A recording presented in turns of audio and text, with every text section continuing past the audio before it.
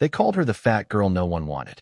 They had no idea they were laughing at the only woman who would ever make the most feared man in Chicago question everything he believed. The rain had just begun when Adrian Moretti stepped out of the black SUV, his tailored charcoal coat untouched by panic even as the men around him scanned every rooftop and intersection with disciplined precision. To everyone watching from the sidewalk, he looked like another wealthy businessman heading toward an expensive meeting, but the city whispered a different story whenever his name surfaced. Some called him a king without a crown. Others simply lowered their voices. Adrian acknowledged neither reputation. His attention drifted instead toward the warm glow spilling from a neighborhood Italian bakery squeezed between a laundromat and a hardware store, a place so ordinary it seemed forgotten by time itself. The scent of cinnamon, butter, and fresh bread floated into the damp afternoon, briefly overpowering the smell of wet pavement. He hadn't planned to stop. In fact, nothing on his carefully scheduled day included buying pastries. Yet something about the tiny shop made him pause.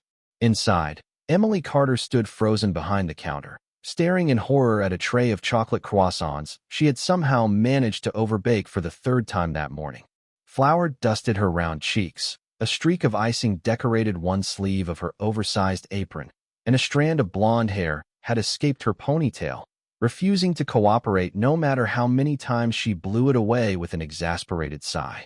"I swear they're plotting against me," she muttered to the tray before placing both hands on her hips, as if negotiating with stubborn pastries was a perfectly reasonable life skill. An elderly customer chuckled kindly, but a group of younger customers waiting near the register wasn't nearly as generous. One woman rolled her eyes dramatically. "Honestly, no wonder nobody wants the fat girl running the bakery." Her boyfriend laughed louder than necessary. "She'd probably eat all the profits anyway."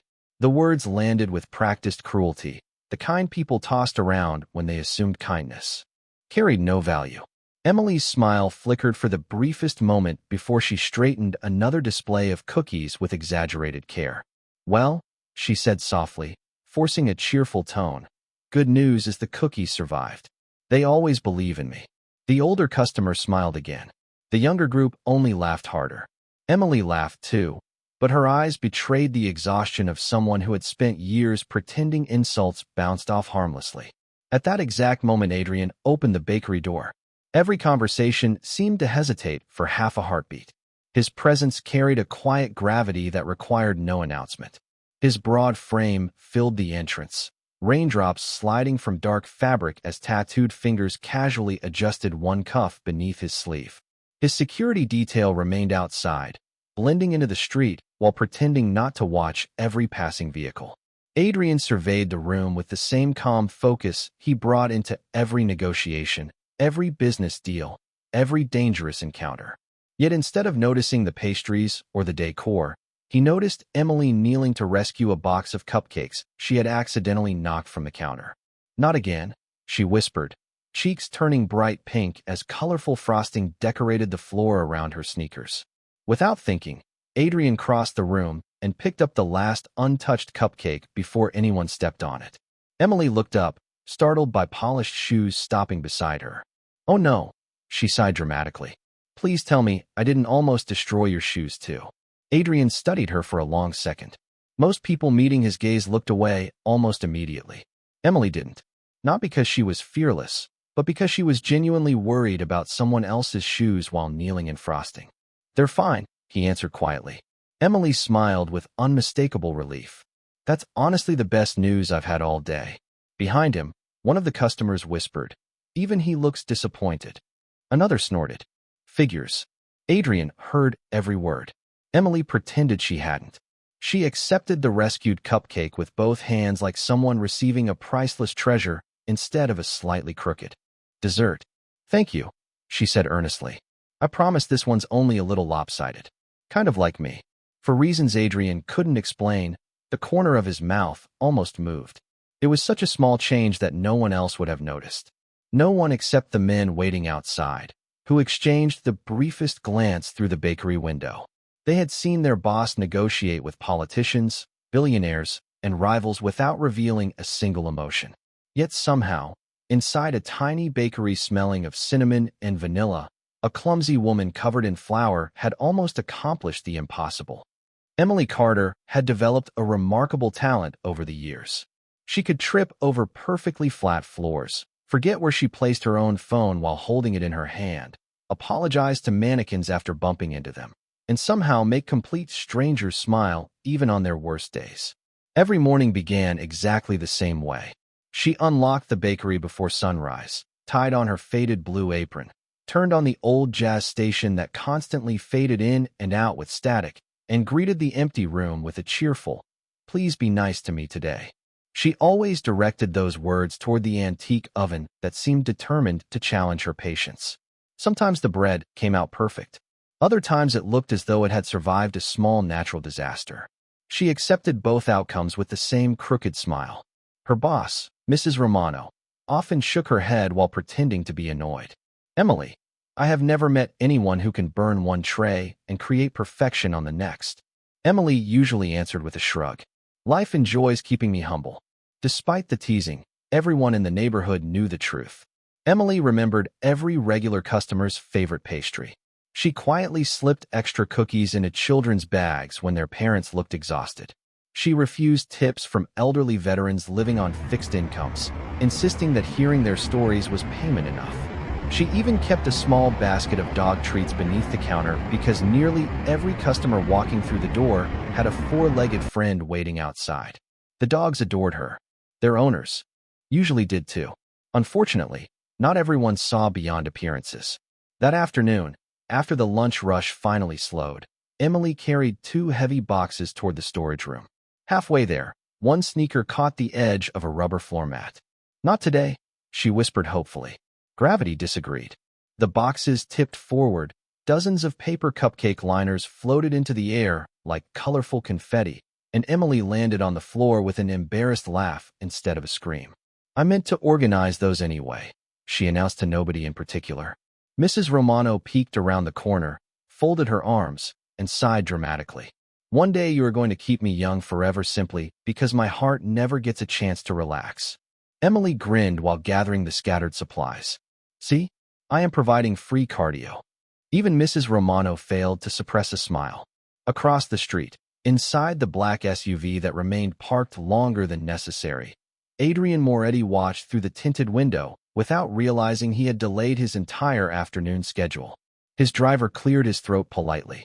"Sir, your meeting begins in 18 minutes. Adrian never looked away from the bakery window. "Reschedule it." The driver blinked once before quietly making the necessary phone call. Nobody questioned his decisions. That was simply how life worked around Adrian Moretti. Yet his head of security, Marcus Hale, leaned slightly forward from the front passenger seat with unmistakable curiosity. "Respectfully, boss, are we waiting for someone important?" Adrian answered after a long silence. "Perhaps." Marcus followed his line of sight until he spotted Emily accidentally placing a bag of flour onto the wrong shelf, only to realize seconds later that she could not reach it anymore. She stood on her tiptoes, stretched unsuccessfully, then looked around as though hoping the shelf might lower itself out of sympathy. Marcus frowned. The baker. Adrian remained expressionless. The woman. Before Marcus could reply, Emily disappeared into the back room and returned carrying a broom. Instead of using it to sweep, she carefully hooked the flour bag and slid it toward herself with surprising determination. The maneuver worked perfectly until the bag burst open, covering her hair, shoulders, and face in a cloud of white powder. She froze completely. Mrs. Romano stared at her. Emily stared back. After several painfully quiet seconds, Emily raised one eyebrow and said, "I was wondering what I would look like with gray hair." The bakery erupted in laughter. Even customers waiting near the register could not help smiling. Marcus slowly turned back toward Adrian, expecting complete indifference. Instead, he noticed something he had never witnessed before. Adrian was not studying Emily because she was beautiful by conventional standards. He was studying the impossible lightness she carried through constant embarrassment, as though every awkward moment became another reason to make someone else laugh instead of herself cry. For reasons Adrian could neither explain nor ignore, that small neighborhood bakery had suddenly become the most interesting place in the entire city. The following morning began with clear skies, But Adrian Moretti's headquarters remained wrapped in the same disciplined silence that governed every hour of every day. Hidden behind polished stone walls overlooking Lake Michigan, the estate functioned less like a mansion and more like the nerve center of an international business empire. Luxury blended seamlessly with precision. Every clock displayed the exact same time. Every assistant moved with rehearsed efficiency. Every decision carried consequences that reached far beyond Chicago. Adrian stepped into the conference room wearing another perfectly tailored dark suit, his tattooed hands resting calmly on the back of an empty chair while executives and trusted advisors waited for instructions. Several large screens displayed financial reports, shipping routes, hotel acquisitions, restaurant investments, and charitable foundations that publicly defined the Moretti family name. To the outside world, Adrian represented extraordinary success built through discipline and intelligence. Only a handful of people understood how many powerful organizations constantly tested those achievements, searching for weakness, waiting for one careless mistake.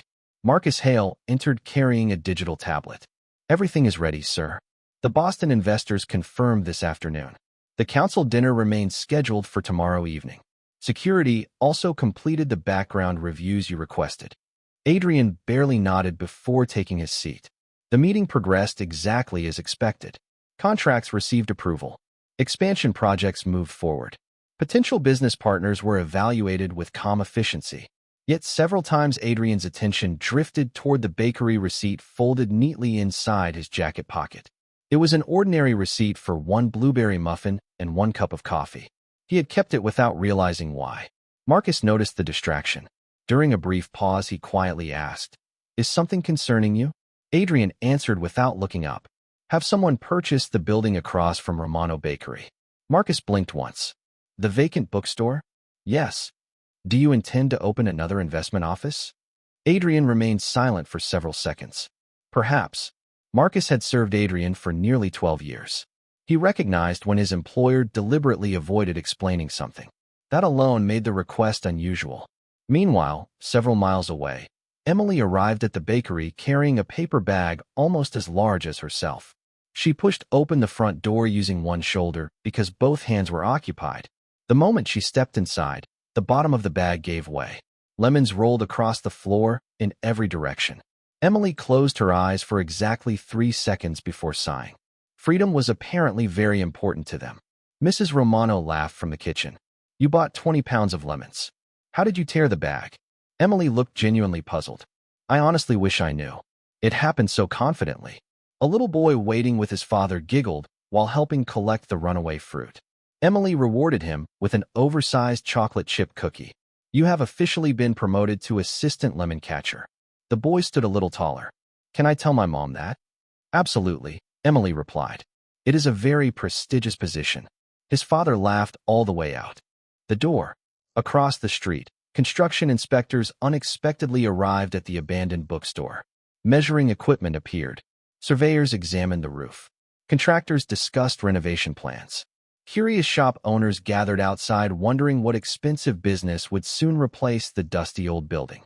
Mrs. Romano watched through the front window. Someone must have bought it overnight. Emily glanced up while arranging fresh pastries. "Maybe it will become another bakery." Mrs. Romano smiled knowingly. "I sincerely hope not." Back inside Moretti headquarters, another conversation unfolded behind closed doors. A trusted advisor named Vincent Marino placed several photographs onto Adrian's desk. "There is another matter requiring your attention. Victor DeLuca has expanded his influence again. He has been approaching several independent business owners with generous offers that rarely remain optional." Adrian examined the photographs without changing expression.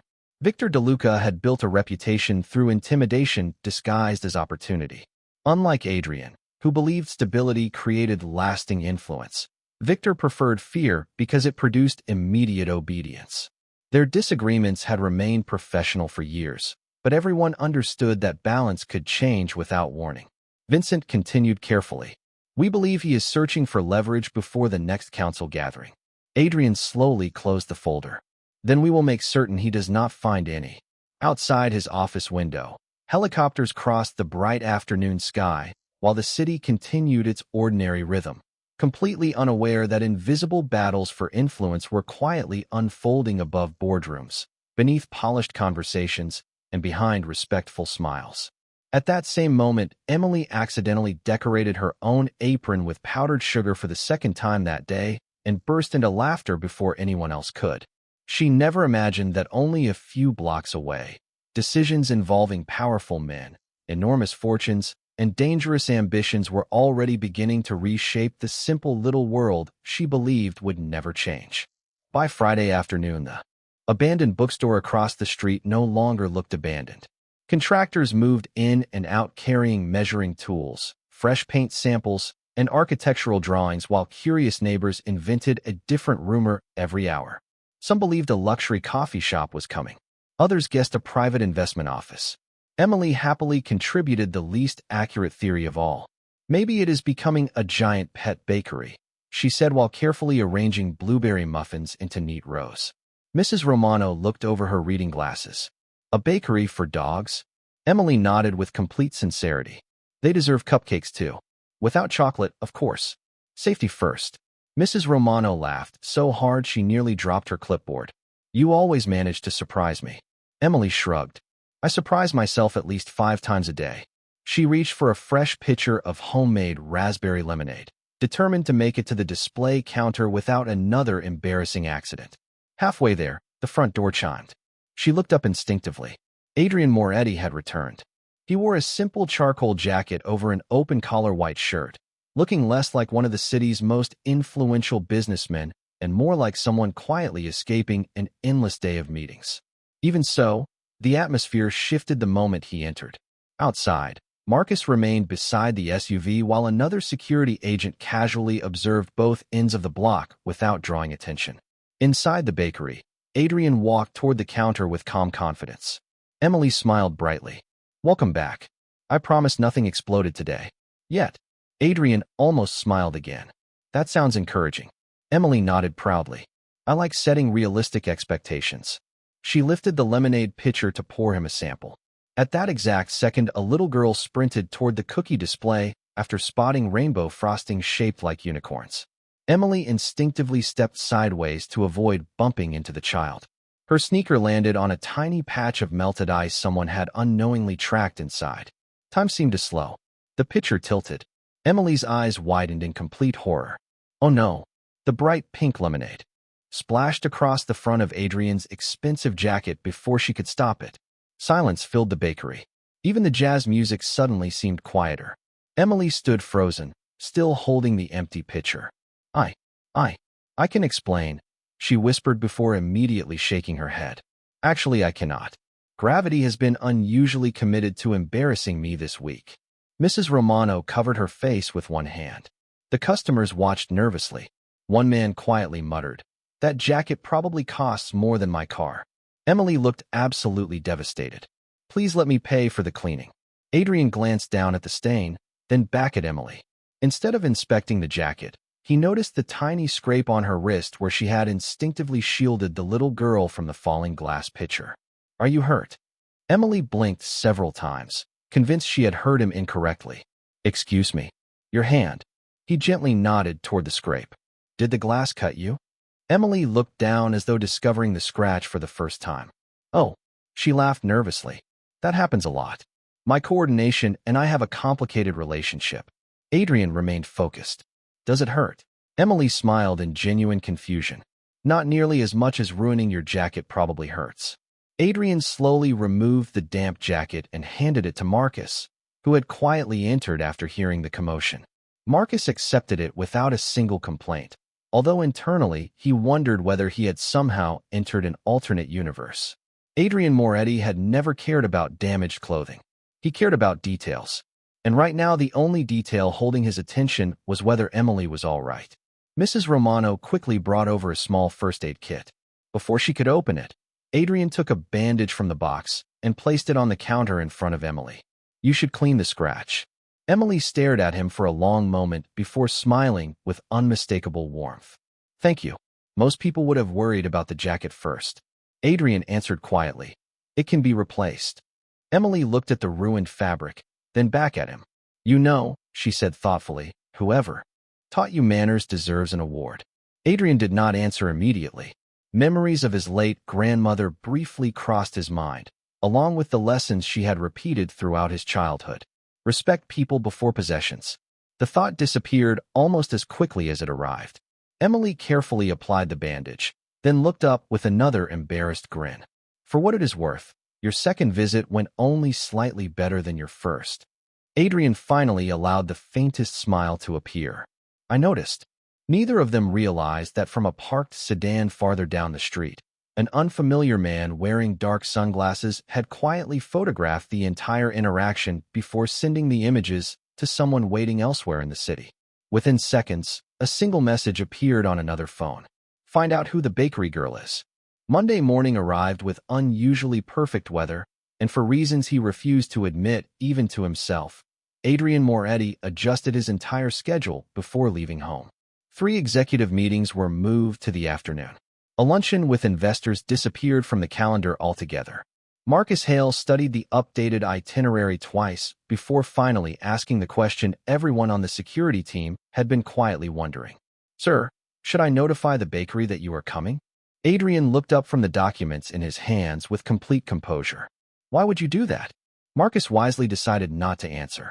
20 minutes later, the familiar black SUV stopped outside Romano Bakery for the 3rd time in 4 days. Emily looked up as the bell above the front door chimed. Her face brightened immediately.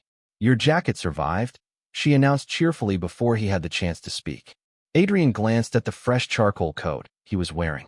Apparently, Emily smiled with obvious relief. That is wonderful. I spent the entire weekend imagining expensive dry cleaning bills. Mrs. Romano leaned toward Emily and whispered just loudly enough for Adrian to hear. You spent the weekend worrying about his jacket? Emily nodded. Of course. I accidentally baptized it with raspberry lemonade. Adrian lowered his eyes for a moment, hiding another nearly invisible smile. Then I suppose I should thank the dry cleaner. Emily laughed. Please do. They deserve all the credit. She handed him a menu even though she already remembered exactly what he had ordered during both previous visits.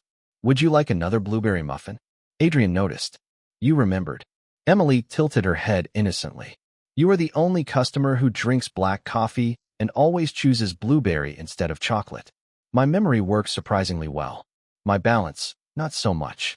Before Adrian could answer, the little boy from several days earlier ran through the front door, holding his mother's hand.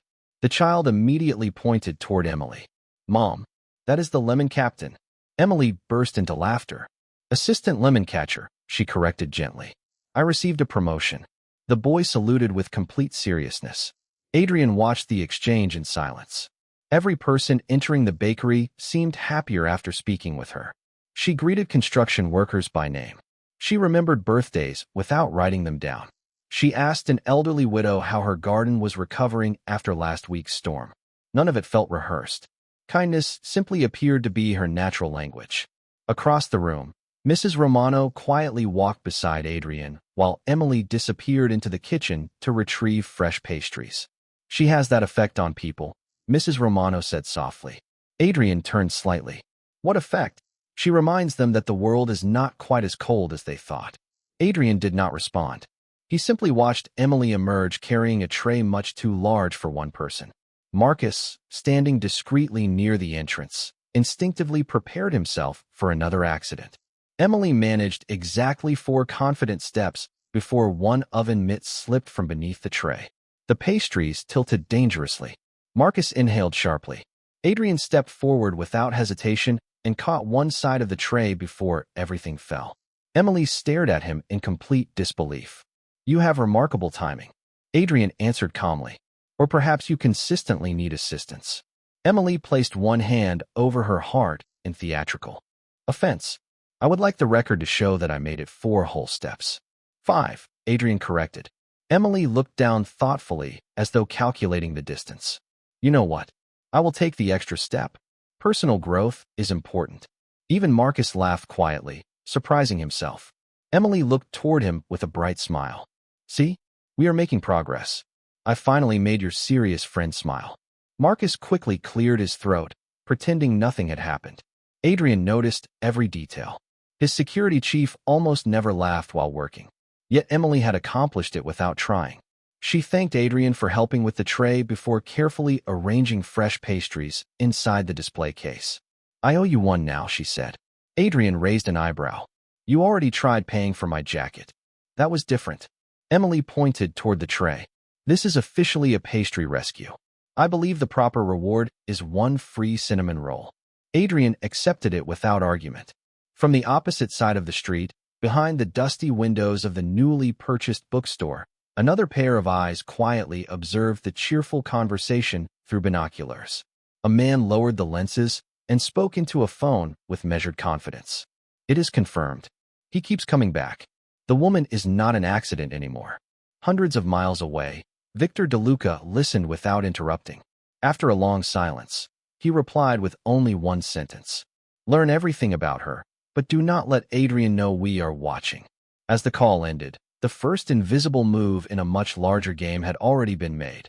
While inside the little bakery, Emily proudly celebrated the fact that she had carried an entire tray across the room without dropping a single pastry. The following afternoon, Adrian tried to convince himself that routine alone had brought him back to Romano Bakery. The explanation sounded reasonable until Marcus quietly placed a fresh calendar on the conference table. Every appointment that conflicted with lunchtime had mysteriously disappeared for the third consecutive day. None of Adrian's senior advisors commented, although several exchanged discreet glances. After he left the room, they had spent years watching their employer calculate every minute with remarkable precision. Now the city's most disciplined man appeared to be reorganizing international business around fresh pastries and a woman who could not carry a tray without creating an unforgettable story. Adrian ignored the obvious conclusion. He had built his life on logic, not impulse. Emily represented neither danger nor opportunity. She was simply different. That single word irritated him far more than he wanted to admit. Across town, Emily greeted another busy afternoon with the same unstoppable optimism that refused to disappear regardless of circumstances. She accidentally wore 2 different oven mitts, misplaced her measuring spoon 3 separate times before discovering it tucked behind her ear, and apologized to a loaf of bread after bumping into the cooling rack. "You deserved better," she whispered dramatically to the slightly crooked loaf. Mrs. Romano laughed so hard that she had to steady herself against the counter. "Emily, one of these days someone is going to think you actually talk to bread." Emily looked completely serious. "How do you know they do not appreciate encouragement?" Before Mrs. Romano could answer, the front door opened. 3 sharply dressed men entered the bakery, each wearing expensive suits and polite smiles that somehow felt carefully practiced. Emily welcomed them with the same warmth she offered everyone else. "Good afternoon. First visit." The tallest man smiled pleasantly. "It is. We heard wonderful things about this place." Emily beamed. "Then I hope the pastries live up to the rumors." She eagerly offered samples while happily describing the bakery's favorites, never noticing that the men spent far more time observing her than studying the display case. One casually asked, "Have you worked here long?" "Almost 4 years," Emily answered while wrapping cinnamon rolls. "Best job I have ever had." Another smiled. "You seem to know many people around here." Emily nodded proudly. "The neighborhood adopted me." The men exchanged almost invisible glances before thanking her and leaving with a single box of cookies that none of them seemed interested in eating. A black sedan pulled away moments later.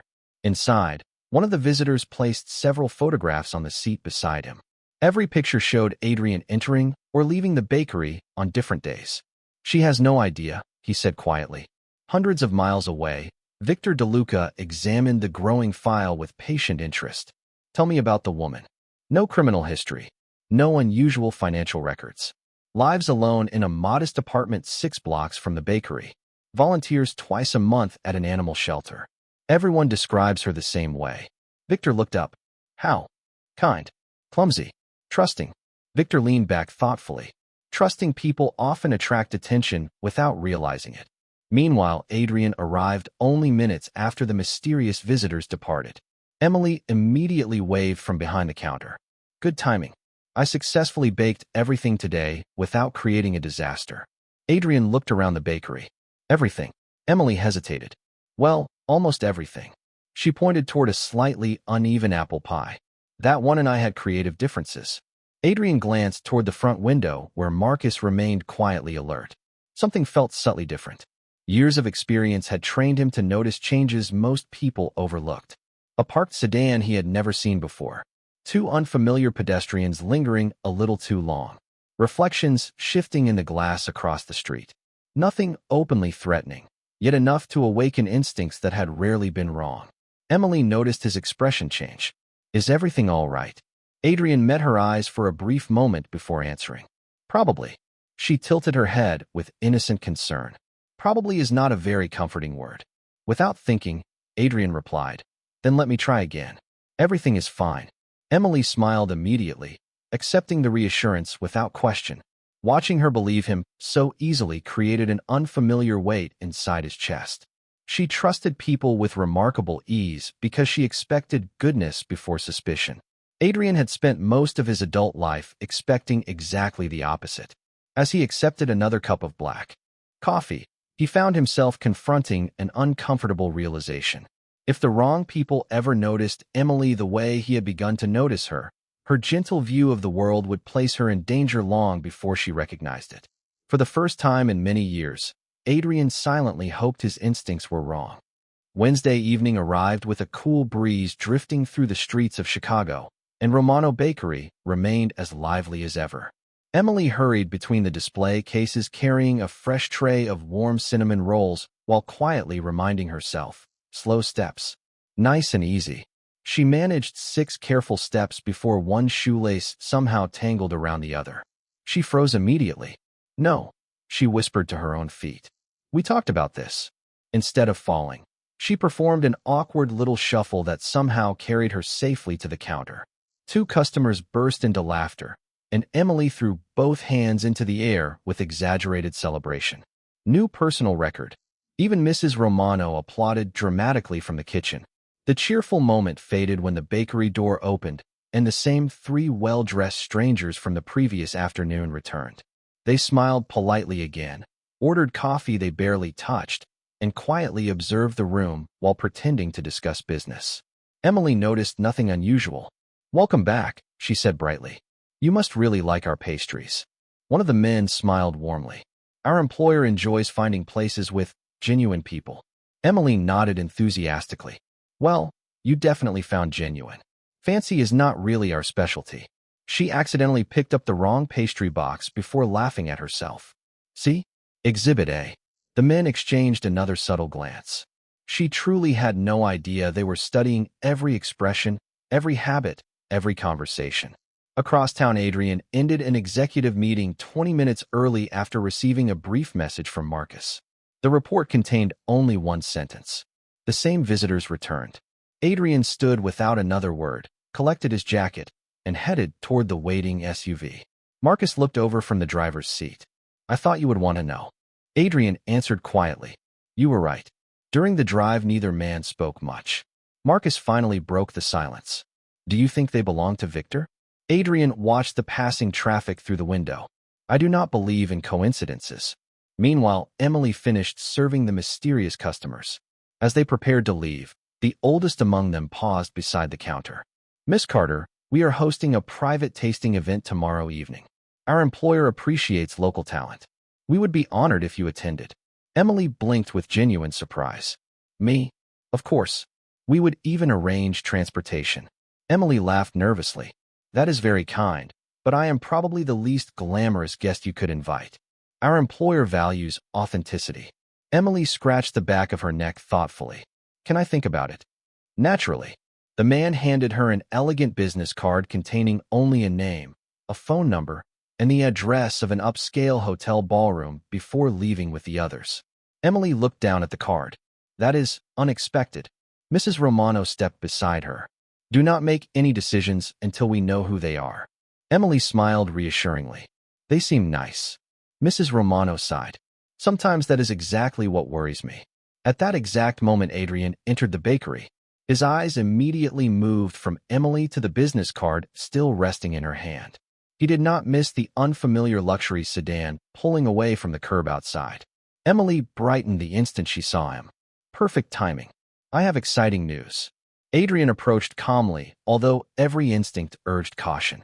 Do you? Emily happily held up the card. Some businessmen invited me to a fancy tasting event. Can you believe that? They said I was authentic. She laughed so innocently that Adrian felt a knot tighten inside his chest. Are you going? Emily shrugged. I have not decided.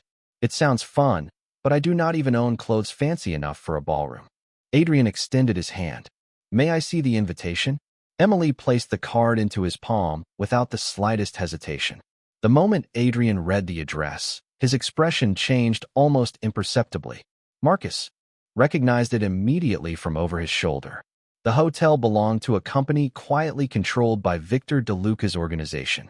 Adrian slipped the card into his jacket pocket before Emily could notice his reaction. I do not think you should attend. Emily looked genuinely puzzled. Really?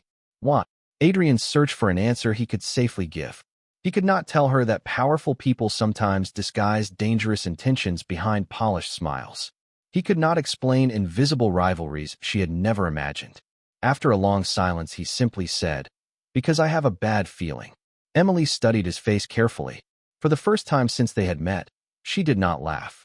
Something in Adrian's voice carried a quiet certainty that made even her naturally trusting heart hesitate.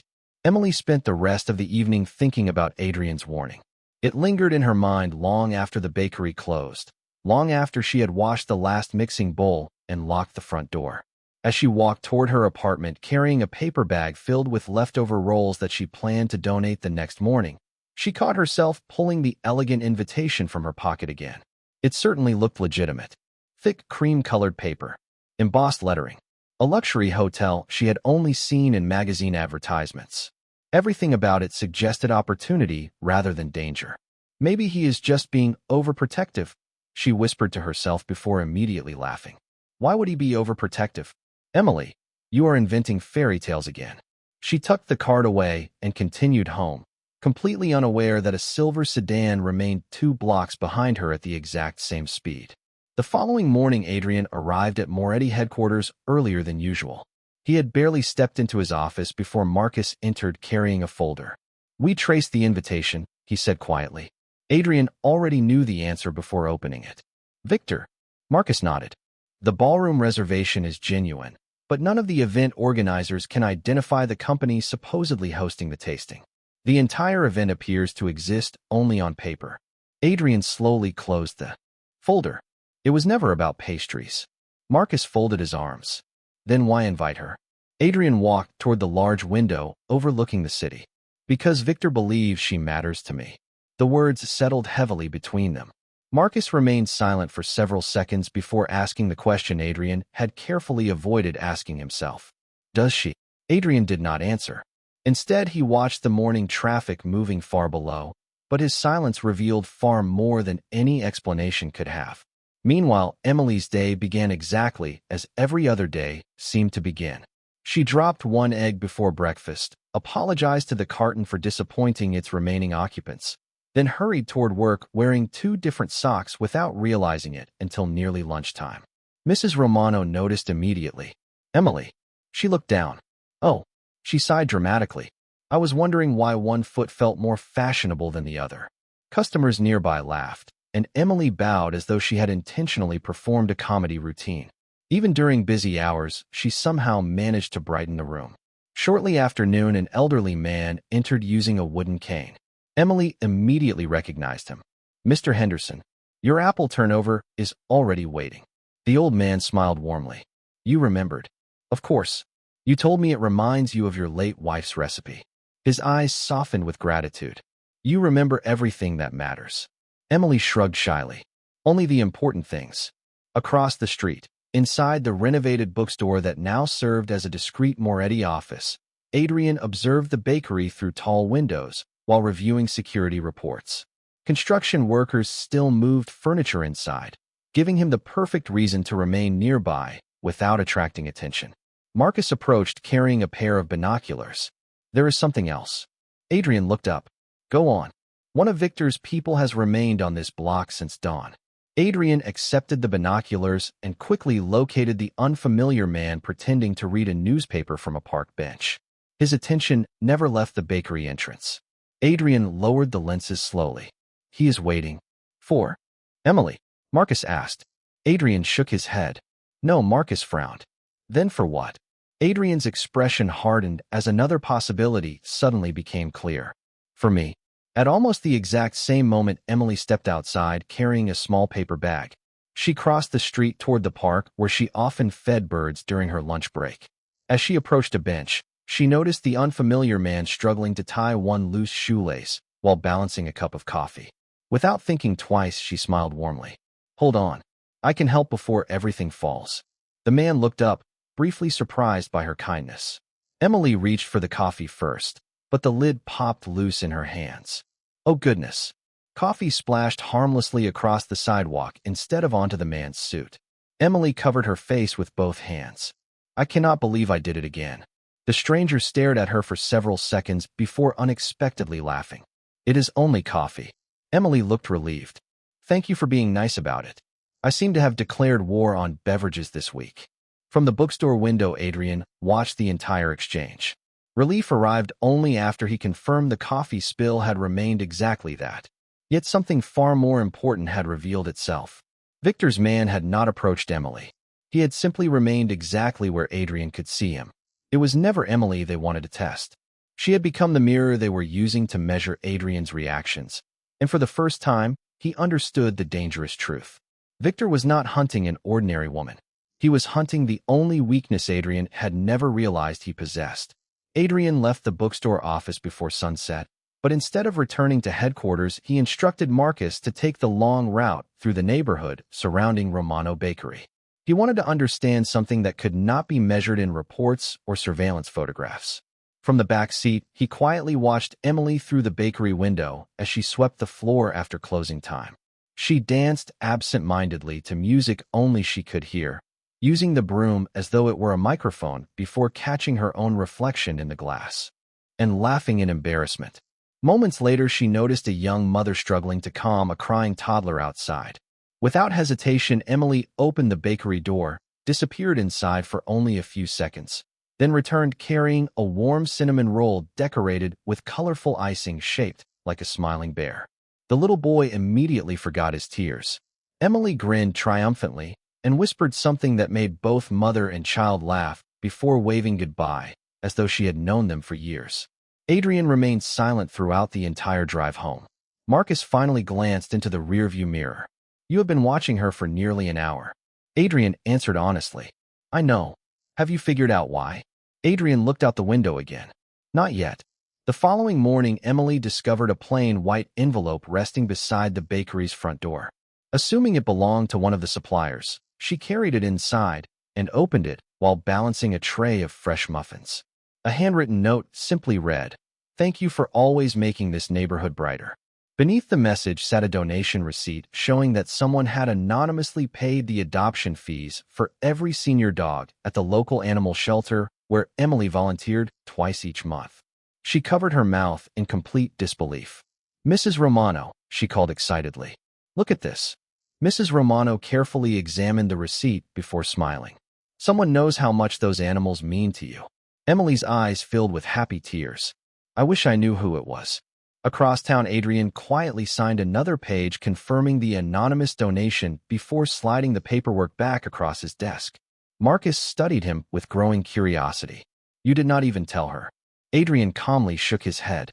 "It was never about receiving thanks." Marcus smiled faintly. "You are becoming difficult to recognize." Adrian ignored the comment, although part of him knew Marcus was right. That afternoon, Emily left the bakery carrying several bags of leftover bread destined for the community shelter. Halfway there, one handle snapped without warning, scattering dinner rolls across the sidewalk.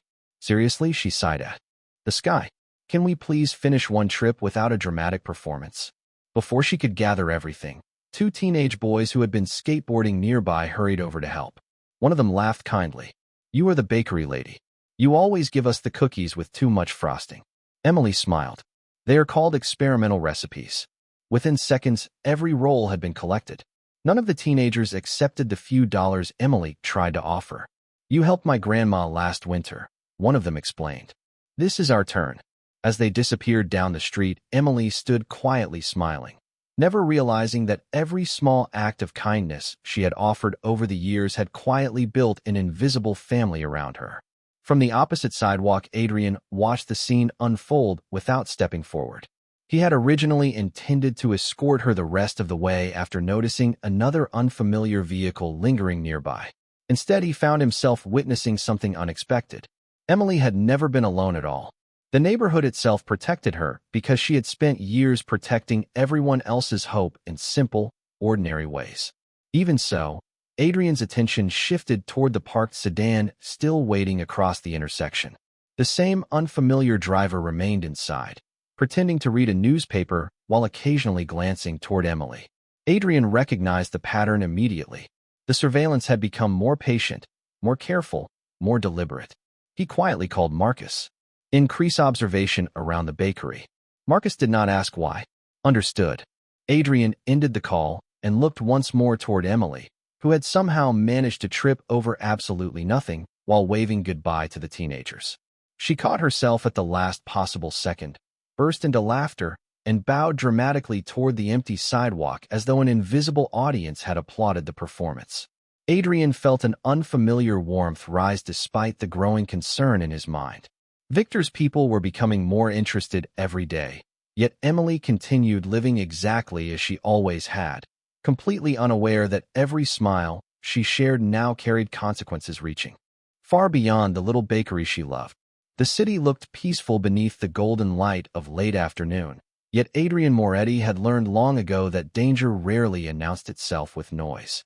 It preferred quiet streets, ordinary conversations, and people who believed nothing unusual could happen to them. That realization stayed with him as he stood inside the renovated bookstore, now operating as one of his company's private offices, watching the bakery through tall front windows. Emily was laughing with a delivery driver after accidentally signing the receipt with the wrong pen, then apologizing to the clipboard as though it had personally suffered from her mistake. Marcus stepped beside him carrying another update. Victor's surveillance team has changed shifts twice today. They are becoming more careful. Adrian nodded slowly, which means they are getting closer to whatever they are planning.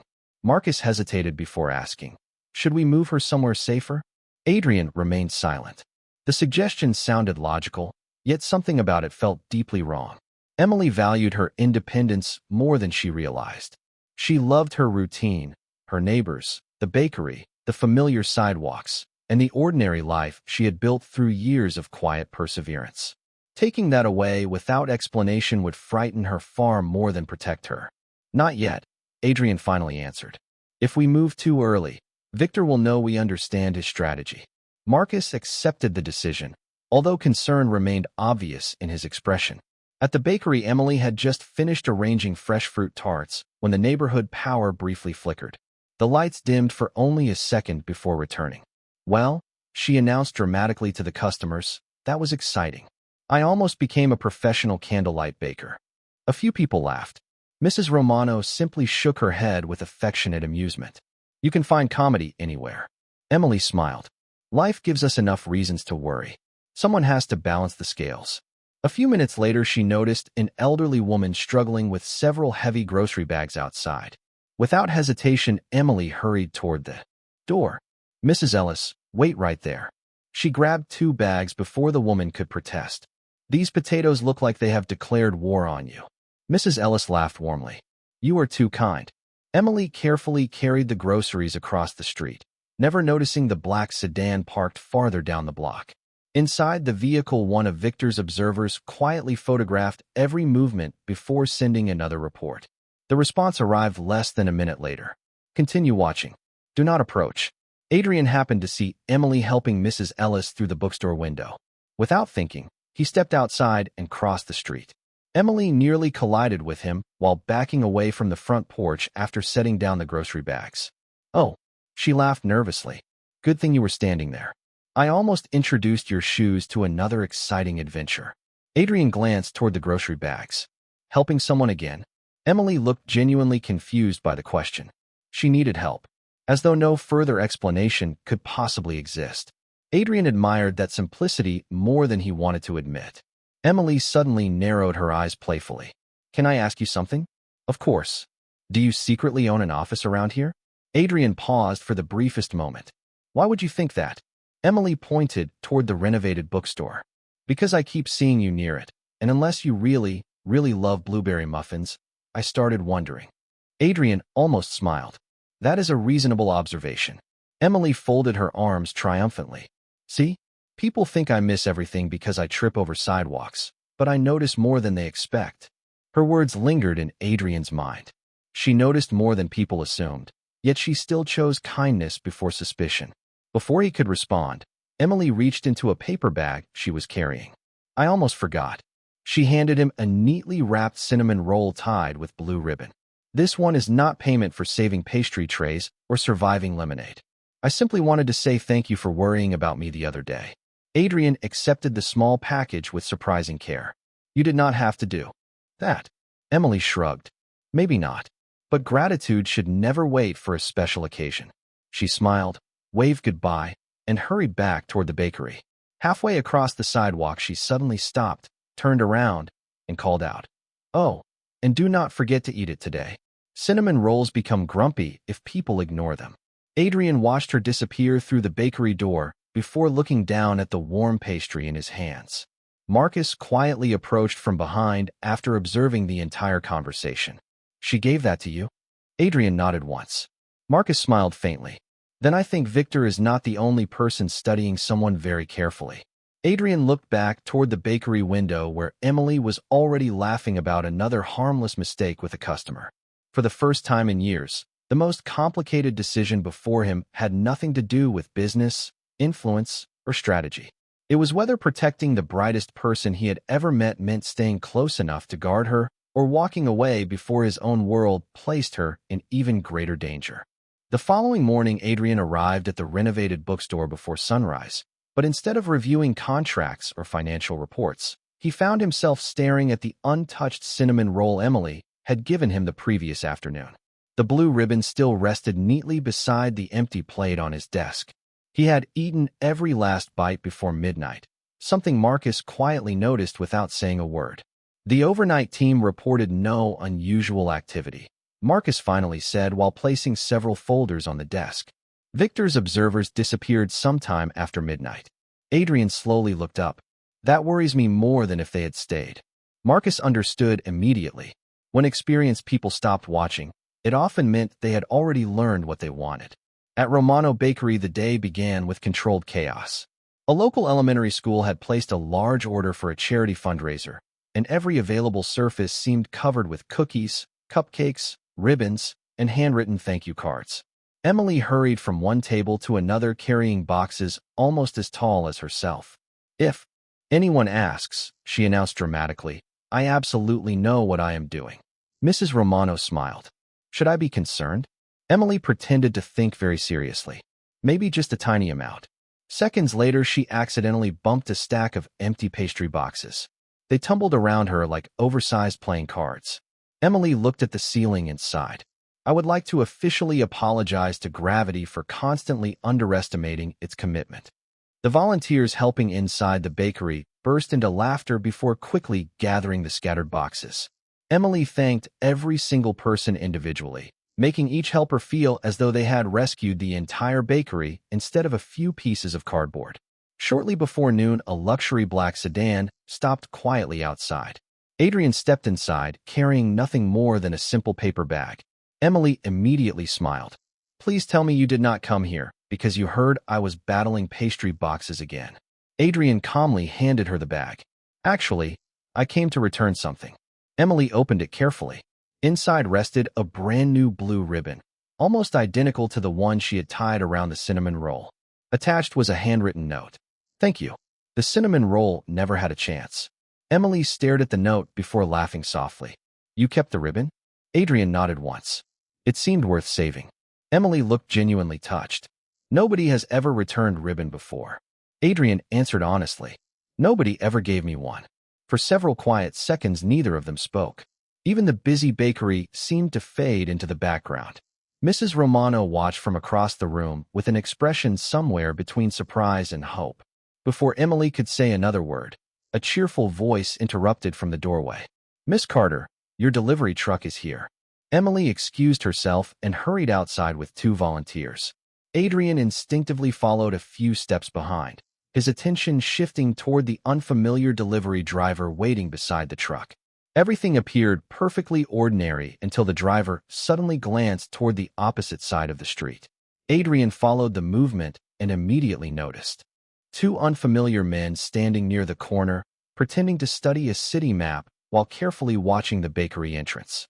Marcus quietly appeared beside Adrian almost at the same instant. "Same faces from yesterday," he murmured. Adrian gave the slightest nod. "Do not confront them." Emily returned carrying a clipboard and greeted the delivery driver with her usual enthusiasm. "Good afternoon. I hope you brought your strongest muscles because I accidentally accepted more boxes than I remembered ordering." The driver laughed. "Looks like we both have a busy day." Emily reached for the clipboard to sign the receipt, but the pen slipped from her fingers and rolled beneath the truck. "Of course it did," she muttered before kneeling to retrieve it. As she leaned down, a heavy display cart that had not been properly secured began rolling slowly toward her from the loading ramp. None of the volunteers noticed. Neither did Emily. Adrian moved without hesitation, reaching the cart just before it gathered enough momentum to cause a serious accident. He stopped it with one hand, while Marcus quietly secured the loose wheel. Emily stood up holding the rescued pen, completely unaware of what had almost happened behind her. "Found it," she announced proudly. Then she looked at Adrian and noticed the display cart beside him. "Did that thing escape too?" Adrian looked at her for a long moment before answering with a faint smile. "Something like that." Emily laughed. "This neighborhood is becoming very adventurous." She signed the receipt, thanked everyone involved, and cheerfully returned inside with another stack of boxes balanced in her arms.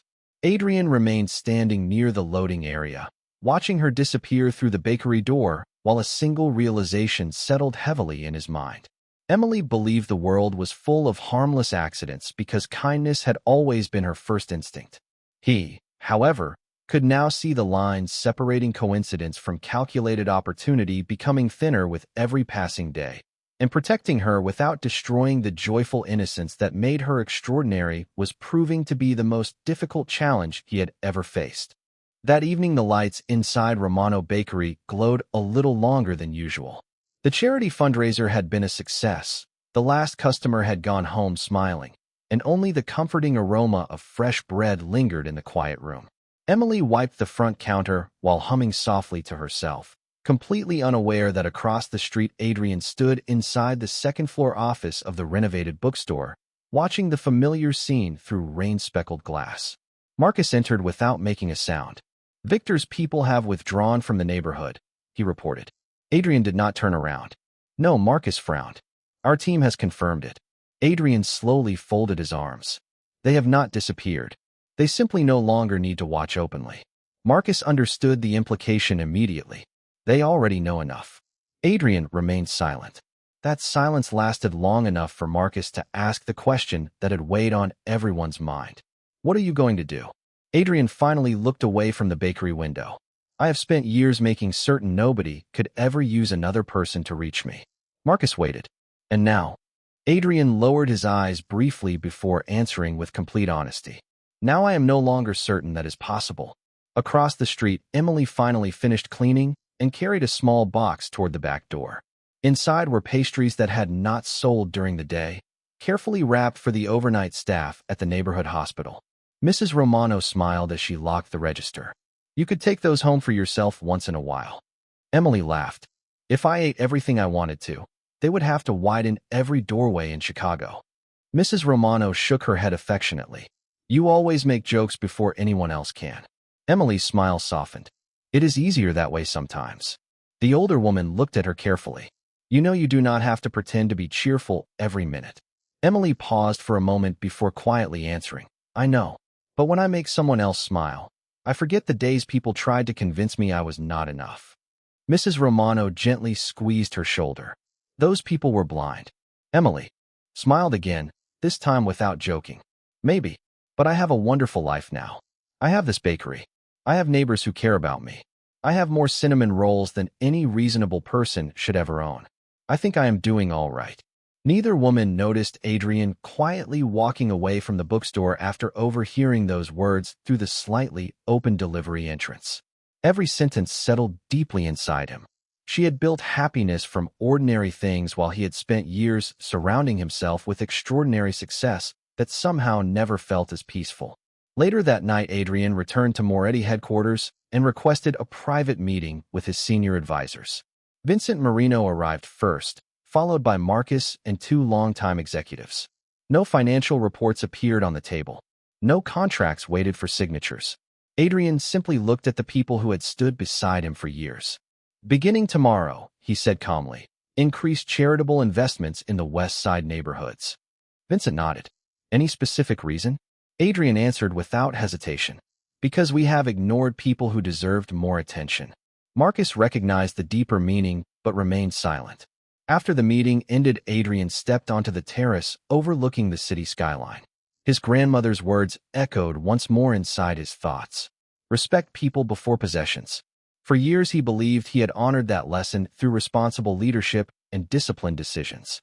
Then Emily entered his life carrying flour on her apron, laughing at her own mistakes, remembering everyone's favorite pastry, and treating every stranger as though kindness required no explanation. She had quietly revealed how much of the world he had stopped seeing.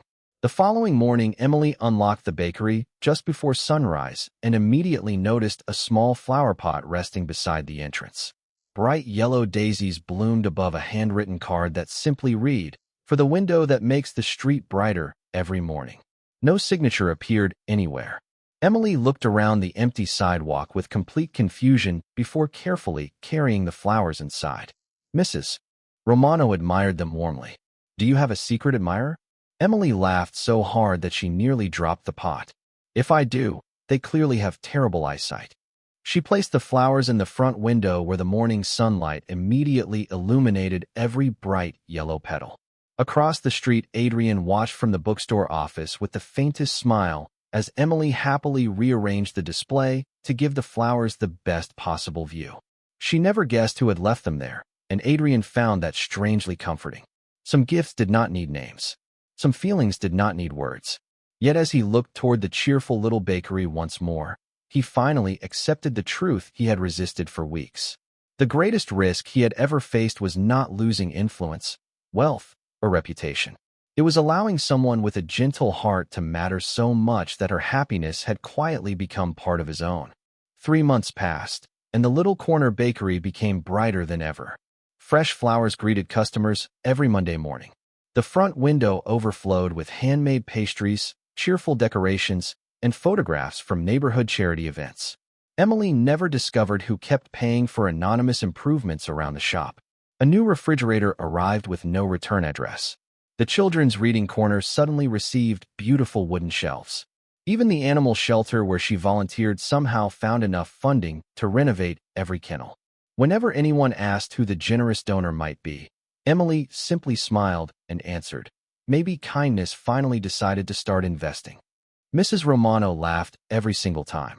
Across the street, the renovated bookstore officially opened, not as another luxury office, but as a community learning center offering free business classes, financial workshops, and after-school tutoring for local families. Adrian quietly attended the ribbon-cutting ceremony without making a speech. He preferred watching children race through the front doors carrying backpacks instead of cameras capturing his face. Emily arrived carrying a giant tray of pastries for the celebration. "Congratulations," she said warmly. "Now, the neighborhood has 2 places that smell wonderful." Adrian looked toward the bakery before answering. "Only one of them deserves the credit." Emily laughed, nearly dropping the tray before catching it against her hip with remarkable luck. "I almost ended the celebration early." Marcus, standing nearby, shook his head with amusement. "Some things never change." "Absolutely not," Emily replied proudly. "Consistency is important." As guests gathered outside, Victor DeLuca's name quietly disappeared from conversations throughout the city. His influence had steadily weakened after several longtime business partners chose different paths, preferring stability over intimidation. No dramatic confrontation filled newspaper headlines. No public victory was announced. The balance simply shifted as more people chose trust over fear. Adrian never celebrated the change. He only continued building businesses that strengthened neighborhoods instead of dividing them. One crisp autumn morning, Emily arrived carrying two enormous boxes of pumpkin pies balanced far higher than common sense recommended. She pushed open the bakery door with one shoulder while carefully mumbling encouragement to herself. You have this. Nice and easy. Adrian happened to enter from the opposite side at exactly the wrong moment. Emily turned. One box slipped. A cloud of flour floated into the air like fresh snowfall. Pumpkin filling landed across the front of Adrian's perfectly tailored jacket. Silence filled the bakery for exactly 2 seconds before Emily closed her eyes and sighed. I would like to apologize to Autumn. Mrs. Romano burst into laughter. Marcus looked toward the ceiling as though asking for patience. Adrian glanced down at the orange stain covering expensive fabric, then back at Emily's horrified expression. She quickly reached for a towel. I promise I will pay for the cleaning. Adrian gently accepted the towel before placing it back on the counter. I believe I have heard that before. Emily covered her face with both hands. I am becoming predictable. Adrian smiled openly, no longer hiding it from anyone. Fortunately, every employee inside the bakery stopped what they were doing. Marcus stared in complete disbelief. During 12 years beside Adrian Moretti, he had witnessed successful negotiations, difficult decisions, and impossible situations, but never had he seen his employer laugh so freely over a ruined jacket. Emily looked up cautiously. You are not upset? Adrian slowly shook his head. No, not even a little. It is only a jacket. Emily smiled with obvious relief. Good, because I was running out of apology speeches. Adrian reached into his pocket and removed a small key attached to a simple silver keychain shaped like a tiny loaf of bread. He placed it carefully on the counter between them. Emily looked at it with puzzled curiosity. What is this? The building next door to the bakery, Adrian answered quietly. It has been renovated into a second kitchen and classroom. If you ever want to teach children how to bake or expand this bakery without losing what makes it special, it belongs to you. Emily stared at the key, then immediately looked back at him. I cannot accept something like that. Adrian met her eyes with complete sincerity. It is not a gift. It is an investment. In what? She whispered. Adrian smiled gently. In someone who has spent years investing in everyone else. Tears quietly gathered in Emily's eyes. For once she could not think of a joke. She simply stepped forward and wrapped him in a grateful hug before quickly pulling back in embarrassment. Sorry, I should have asked first. Adrian looked at the flower covering part of his sleeve and laughed softly again. I think I will survive. The entire bakery erupted into warm applause. Mrs. Romano wiped away happy tears. Marcus folded his arms while smiling to himself. Outside, neighbors paused on the sidewalk to look through the window, smiling without knowing the full story. They only saw a successful businessman laughing beside a clumsy baker covered in flour, and somehow that simple picture felt exactly right. Emily picked up the little silver key, smiled through happy tears, and quietly said, I still think the flowers were from someone else. Adrian looked toward the bright yellow daisies blooming in the front window before answering. Perhaps some mysteries are worth keeping. The morning sun poured through the glass, filling the bakery with golden light as laughter replaced silence once more, and on that ordinary street in Chicago, everyone who witnessed the moment remembered that true strength was never measured by power, wealth, or fear, but by the quiet courage to protect another person's dignity and the humble kindness that could change even the strongest heart.